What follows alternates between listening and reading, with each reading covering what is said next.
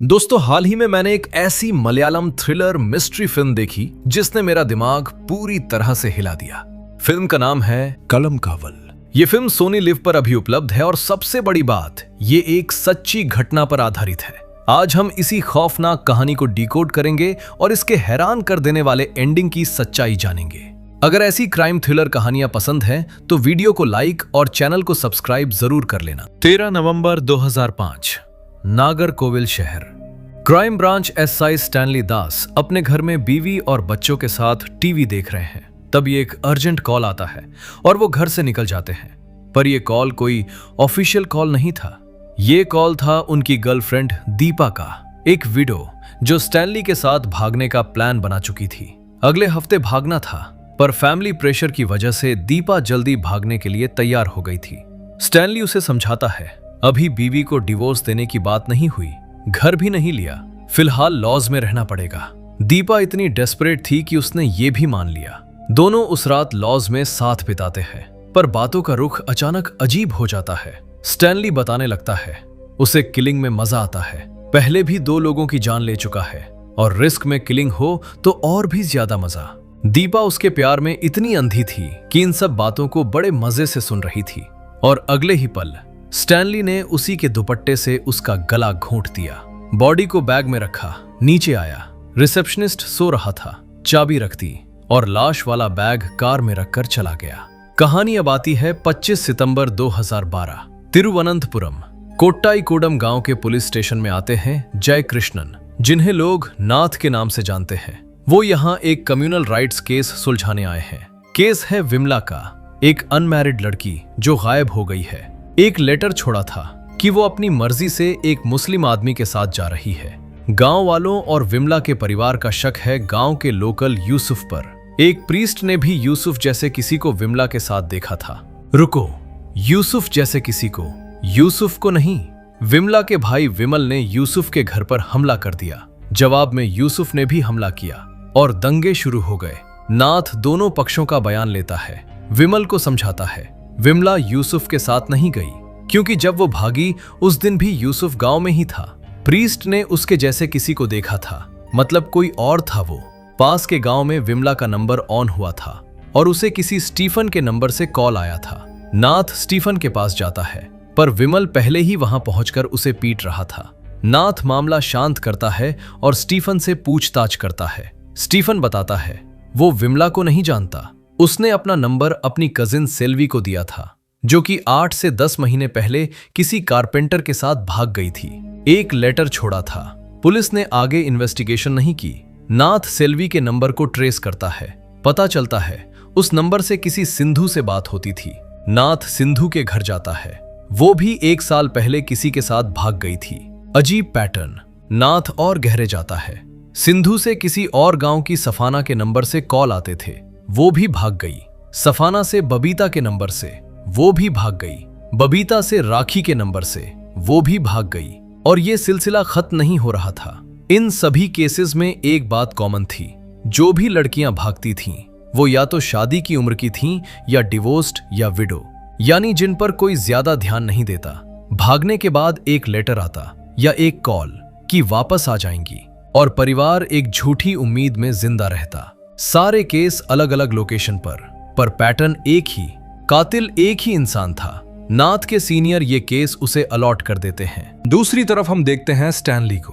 उसका एक जानने वाला आता है, बताता है वो सुनार है, गोल्ड साफ करने के लिए साइनाइड चाहिए, पर पड़ोसी के कुत्ते ने सूंघ लिया और मर गया।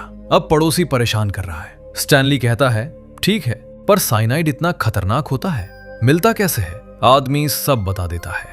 अगले दिन स्टैनली खुद सुनार बनकर साइनाइड ले आता है और उसे टेस्ट करने के लिए खाने में मिलाकर एक भिखारी को खिलाता है। भिखारी मर जाता है।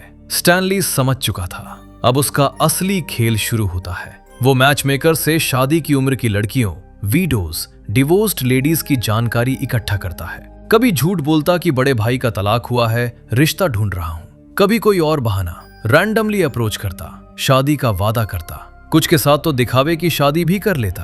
और ये सब वो तब कर रहा था जब उसकी खुद की बीवी थी, बच्चे थे। फाइनली वो उन लेडीज को लॉज में ले जाता। कुछ वक्त साथ बिताने के बाद कहता, अभी बच्चा नहीं करना, ये पिल खा लो। लेडीज उसके प्यार में अंधी होती थी, मान जाती थी। वो उन्हें बस स्टॉप पर लेकर जाता, पिल देता जिस पर पहले से साइनाइड लगा होता था, और वो लेडीज बस स्टॉप के बाथरूम में पिल खाते ही वहीं मर जाती थी। स्टैनली के पास एक रिमोट एरिया में सीक्रेट कैबिन था, जहां वो हर विक्टिम की फोटो रखता, डायरी में उनके स्केच बनाता, पिल्स पर साइनाइड यहीं लगाता, और जब विक्टिम्स की मौत की खबर पड़ता तो बेहद खुश होता, प्राउड फील करता, जैसे शिकार किया हो। उसकी स्केच बुक में छिपकली, मेंढक, बिल्ली के भी स्केच थे। यहीं से शुरुआत हुई थी उसकी। और उसके कैबिन में टीनएज की फोटोज भी थीं, जब वो अपने परिवार के साथ शिकार पर जाया करता था। तभी से शिकार की लत लगी थी, और उसकी पहली विक्टिम भी एक टीनेजर थी, जिसे उसने अपने टीनेज में ही मार डाला था। इधर नाथ केस की गहराई में उतरता जा रहा था। सरोजा नाम की एक बुजुर्ग महिला के घर पहुंचता है। उसका बेटा बीजू बताता है उसकी मां का फोन कुछ साल पहले चोरी हो गया था। उसी फोन से एक लड़की को कॉल किया गया था, और विमला के नंबर से अभी एक सिंगल मदर अभिजा को कॉल किया गया। वो भी घर से भाग चुकी है। पैटर्न के हिसाब से अभिजा का नंबर 2 से 3 दिन में एक्टिव होगा, और उससे अगली विक्टिम को कांटेक्ट किया जाएगा। यही मौका था उस कातिल को पकड़ने का। नाथ तैयारी करने लगता है और अपने सीनियर से एक और पुलिस ऑफिसर की मांग करता है। सीनियर बताते हैं एक ऑफिसर है जिसने खुद इस केस को स्टडी करके अप्लाई किया है। नाथ से मिलवाते हैं उसे, और वो ऑफिसर कोई और नहीं, खुद किलर स्टैनली था। यानी नाथ को जिस कातिल को ढूंढना था वो अब उसके साथ काम कर रहा था, उसी के बगल में बैठा था। और स्टैनली के लिए ये सब एक खेल था, एक रोमांचक कहानी। नाथ उसे पूरी इन्वेस्टिगेशन बता देता है, यहां तक कि ये भी बताता है 2 दिन में कातिल का फोन एक्टिव होगा। और ये सुनते ही स्टैनली उस फोन को तोड़ देता है। एक दिन स्टैनली नाथ से पूछता है, तुम्हें सब नाथ क्यों बुलाते हैं? नाथ का जूनियर आनंद बताता है, नाथ यानी हिंदी में बास, जिसकी नजरें बहुत तेज होती हैं, जिससे कुछ भी छुप नहीं सकता। गुनहगार नाथ से बच नहीं सकते। आयरनी देखो, नाथ की नजरों के ठीक सामने बैठा था सबसे बड़ा कातिल। एक दिन एक विक्टिम की बॉडी मिलती है। ऑटोप्सी डॉक्टर बताता है मौत की वजह साइनाइड पॉइजनिंग, मरने से पहले अपनी मर्जी से इंटरकोर्स। और बाकी 2 बॉडीज की रिपोर्ट भी लगभग एक जैसी है। नाथ सीनियर को बताता है अब तक 11 से 12 लाशें मिल चुकी हैं, 1-2 को छोड़कर सब साइनाइड पॉइजनिंग। सीनियर कहते हैं जल्दी से जल्दी केस सॉल्व करो, मीडिया से छुपा कर रखो। इधर स्टैनली केस फाइल्स अपने हिसाब से बदलता रहता है। डॉक्टर डेड बॉडीज के पास मिली चीजें दिखाता है, जिनमें कुछ के पास सेफ्टी पिन्स मिली थी। Safety pins? ये वो पिन्स थीं जो यूनिफॉर्म के साथ नेम बैज लगाने में इस्तेमाल होती है, पुलिस यूनिफॉर्म के साथ। ज्यादातर बॉडीज के पास एक छोटे से पेपर रैपर में साइनाइड पिल्स मिलती थी, पर एक बॉडी के पास अखबार जैसे पेपर में लपेटी पिल मिली। नाथ ध्यान से देखता है, ये पेपर पुलिस ऑफिसर्स की नोटबुक का था। फिंगरप्रिंट नहीं मिले, पर सुराग मिल गया था। नाथ साइबर सेल जाता है। पता चलता है कातिल विक्टिम्स के फोन कभी इस्तेमाल नहीं करता था, सिर्फ उनकी सिम निकालता था, और अलग अलग सिम के लिए अलग अलग फोन। वो सारे फोन एक मोबाइल शॉप पर शिप हुए थे, पर बिके नहीं थे। नाथ और आनंद उस शॉप पर जाते हैं। शॉपकीपर बताता है कुछ साल पहले वो फर्जी सिम बेचता था, पुलिस ने रेड की थी, कुछ फोन ले गए और कभी वापस नहीं किए। नाथ पूछता है केरला पुलिस?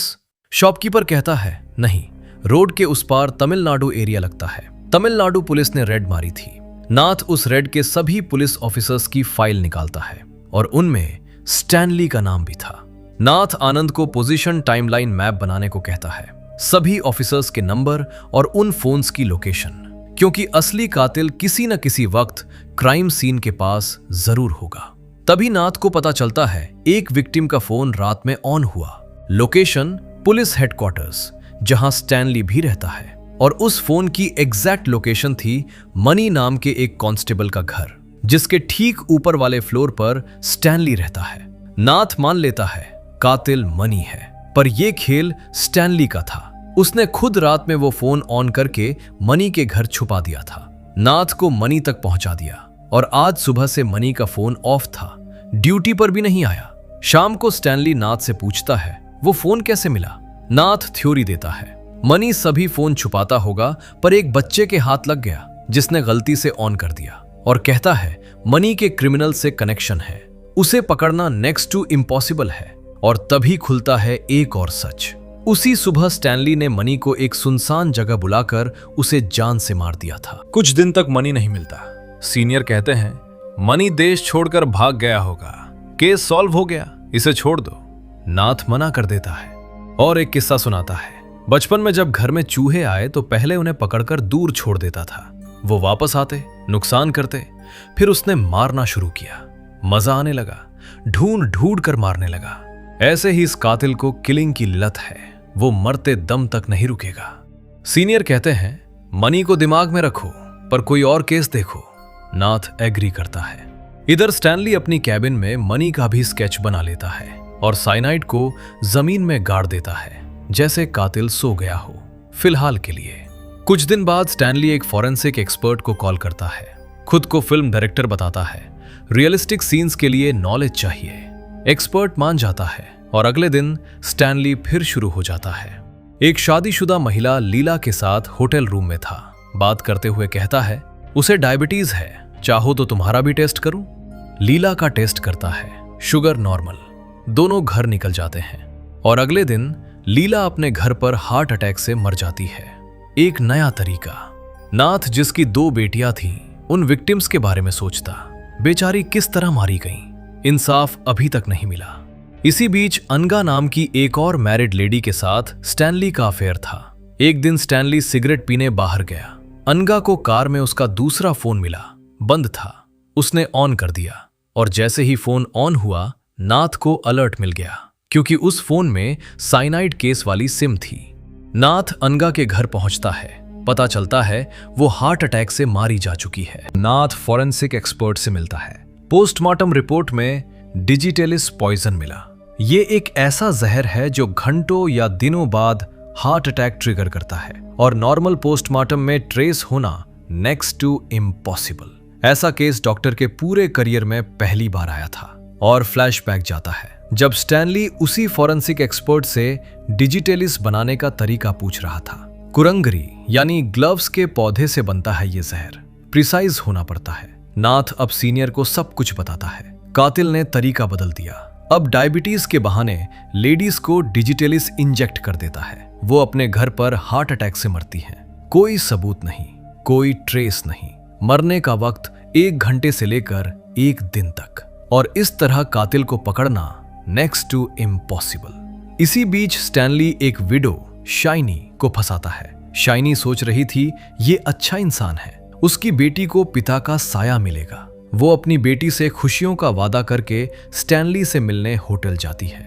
उधर नाथ का दिमाग फिर केस फाइल पर जाता है। सरोजा के नंबर में कुछ अजीब लगता है। वो बीजू के पास जाता है। प्रेशर में आकर बीजू बताता है उसकी बहन दिव्या किसी से प्यार करने लगी थी। बीजू ने उसकी शादी करवा दी। अब वो पति और बच्चे के साथ खुश है। वो नंबर दिव्या इस्तेमाल करती थी। नाथ दिव्या से मिलता है। दिव्या बताती है हाँ, उस आदमी के साथ थी। उसने पिल दी थी, बच्चा अफोर्ड नहीं कर सकते। पर दिव्या के पास सेविंग्स थी। उसने मन बदल लिया, पिल नहीं खाई। जब बाथरूम से बाहर आई वो आदमी जा चुका था। उसे लगा दिव्या मर गई होगी और दिव्या समझ गई वो फ्रॉड था। नाथ मनी की फोटो दिखाता है। दिव्या कहती है नहीं, ये वो आदमी नहीं है। नाथ शॉक में था। तो अब तक जिसे कातिल समझ रहे थे वो था ही नहीं। नाथ दिव्या से एक ही मदद मांगता है, उस कातिल का स्केच बनवा दो। दिव्या पहले मना करती है पर नाथ कहता है तुम्हारे जैसी 20 लेडीज मारी जा चुकी हैं। ये तब तक नहीं रुकेगा जब तक तुम हेल्प नहीं करती। दिव्या राजी हो जाती है। पर जब नाथ ऑफिस पहुंचता है दिव्या का कॉल आता है। वो हेल्प नहीं करेगी क्योंकि आज वो आदमी उसके घर पर आया था, धमकी देकर गया। नाथ हैरान, अगर मनी देश छोड़ चुका था तो इतनी जल्दी वापस कैसे? और फिर उसे समझ आता है वो मनी नहीं था, वो स्टैनली था, जिसे नाथ ने खुद दिव्या के बारे में बता दिया था। नाथ उस बस कंडक्टर के पास जाता है जिसकी बस में दिव्या ट्रैवल करती थी। कंडक्टर बताता है उसने दिव्या को अक्सर एक आदमी से बात करते देखा था। नाथ अगले दिन स्केच आर्टिस्ट के साथ जाता है पर यह बात स्टैनली को पता चल जाती है। वो गन लेकर वहां पहुंच जाता है। अगर कुछ उल्टा हुआ तो सबको खत्म करके केस रोक देगा। पर कंडक्टर ने किसी और का स्केच बनवाया था। स्टैनली रिलैक्स हो गया। नाथ वो स्केच हर जगह फैलवा देता है और अगले दिन शाइनी होटल पहुंच जाती है। स्टैनली रूम में था, काम शुरू करने ही वाला था, तभी रिसेप्शनिस्ट दरवाजे पर दस्तक देता है। जब स्टैनली ने आईडी के लिए पर्स खोला था, उसने पुलिस वाली फोटो देखी थी। कहता है, मेरी बेटी कुछ साल पहले गायब हो गई थी, अभी तक नहीं मिली, ढूंढने में हेल्प करो। और उसकी बेटी की फोटो स्टैनली को दे देता है। स्टैनली रूम में आकर वो फोटो देखता है और परेशान हो जाता है, क्योंकि वो फोटो दीपा की थी, उसकी 2005 वाली विक्टिम। वो स्मोकिंग करने बाहर आता है और वहीं नाथ मिलता है, जो घर नहीं जा सकता था, इसलिए उसी होटल में चेक इन करने आया था। स्टैनली कहता है, किसी केस के लिए यहां आया हूं। नाथ कहता है, कल उस कातिल को पकड़ लेंगे, तुम्हारे पास स्केच नहीं है, ये रखो। स्टैनली सोचता है, मैं तो वो स्केच देख चुका हूं, तो नाथ ने क्यों दिया? वो स्केच खोलता है और उसमें उसी का चेहरा था, उसकी अपनी स्केच बुक के पन्ने पर। फाइनली नाथ असली कातिल तक पहुंच चुका था और अब खुलते हैं इस कहानी के असली पत्ते। उस दिन कंडक्टर ने स्टैनली का ही स्केच बनवाया था, पर नाथ ने झूठ बोला क्योंकि उसे सारे सबूत चाहिए थे और वो जानता था अगर स्टैनली को पता चल गया तो वो उसे खत्म कर सकता था। नाथ ने स्टैनली की सीक्रेट कैबिन ढूंढ ली, वहां स्केच बुक मिली, सभी विक्टिम्स के स्केच, और उनमें एक स्केच नाथ का भी था, जिसे मारने का प्लान स्टैनली बना चुका था। स्टैनली नाथ पर हमला करता है, नाथ उसे पीट देता है, पर स्टैनली उसे ओवर पावर करके गला दबाने लगता है और तभी रिसेप्शनिस्ट उसके सिर पर पाइप मार देता है। शायद नाथ ने उसे बता दिया था, या शायद वो खुद समझ गया था कि इसी ने उसकी बेटी को गायब किया था। स्टैनली बेहोश हो जाता है और अब जैसे ये कहानी शुरू हुई थी वैसे ही खत्म होती है। रिसेप्शनिस्ट की मदद से नाथ स्टैनली की बॉडी को एक बैग में रखकर कार में डालता है और उसे हमेशा के लिए खत्म करने ले जाता है। शाइनी और दिव्या इकलौती विक्टिम्स थीं जो बच गईं और स्टैनली का सच अब दुनिया के सामने था। और दोस्तों, ये सिर्फ एक फिल्म नहीं थी, ये एक सच्ची घटना पर आधारित थी, एक असली सीरियल किलर की कहानी, जो पुलिस वाला था, जो केस सॉल्व करने वाले के साथ बैठकर खुद केस बिगाड़ता रहा। मुझे कमेंट्स में बताना, अगर तुम नाथ की जगह होते और तुम्हें पता चलता कि जिसे तुम ढूंढ रहे हो वो तुम्हारे बगल में बैठा है, तो तुम क्या करते? अपना सच कमेंट्स में बताना। और ऐसी ही डार्क और दिमाग हिला देने वाली कहानियां सुनते रहना है तो चैनल को अभी सब्सक्राइब कर लो, क्योंकि अगली कहानी इससे भी भयानक होने वाली है।